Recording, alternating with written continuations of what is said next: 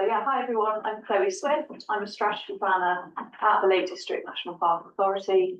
I know you had Peter here from the Lake District National Park Authority, was that last week? Yes. If you've gone to the next slide, Fran, thank you. I've just got a quick intro about who the Lake District National Park Authority are.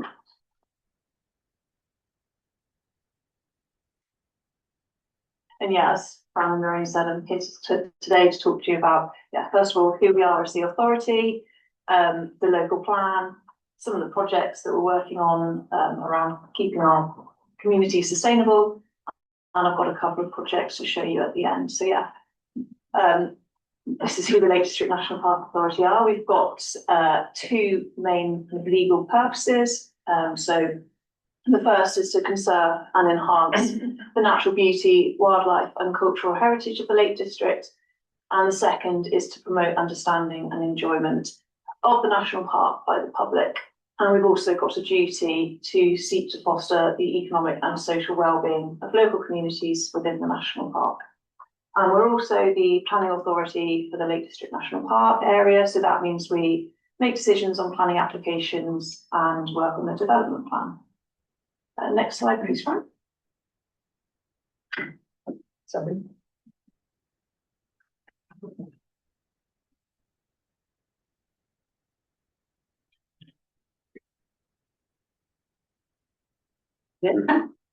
So the local plan sets out the strategy for new development in the Lake District, and it's the main planning tool that the local authority uses to set out aspirations for the future. It guides development in the national park and includes a list of areas where development could happen, and is used to decide the outcome planning applications. A local plan lasts for 15 years and it's reviewed every 5 years. The current Lake District local plan is 5 years old this month in May, so we'll be starting a review of the local plan later this year.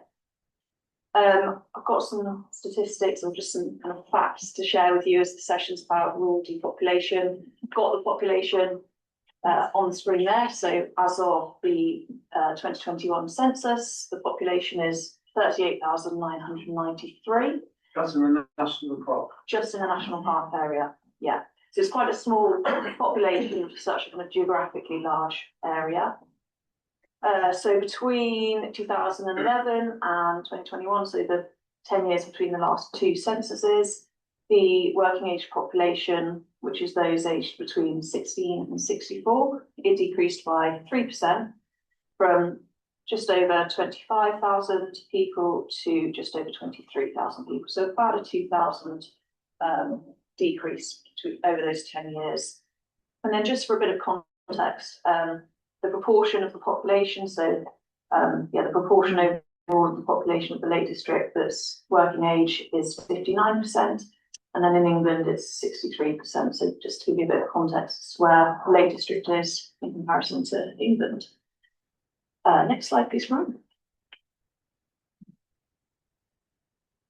So the screen shows you how the local plan supports communities. So housing is the first one on there. The local plan aims to provide homes to meet the local need, really seeking to enable people to stay living and working in the Lake District.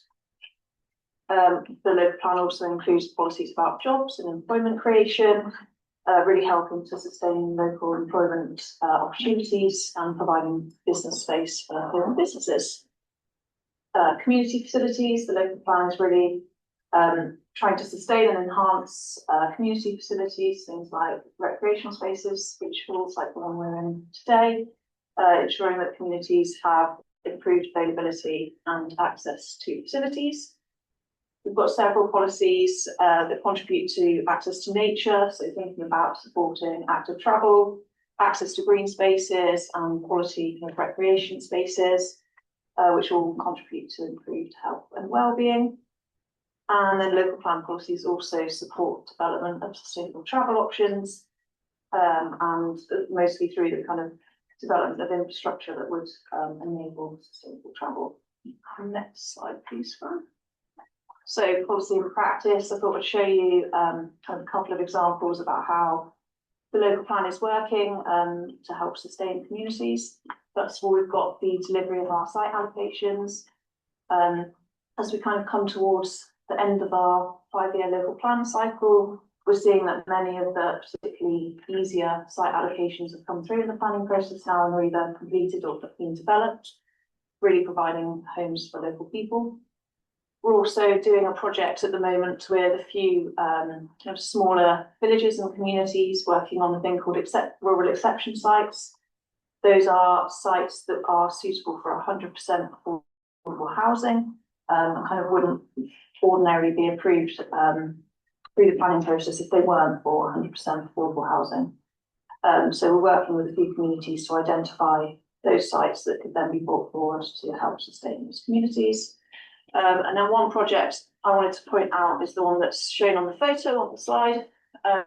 This Lake District Co-Living, or Windermere Works, is another name for it.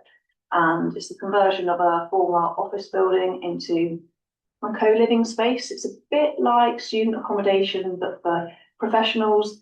It's kind of, I suppose, filled the gap in the market around enabling people to come and live and work in the Lake District and kind of have a almost temporary housing solution before they find more permanent housing.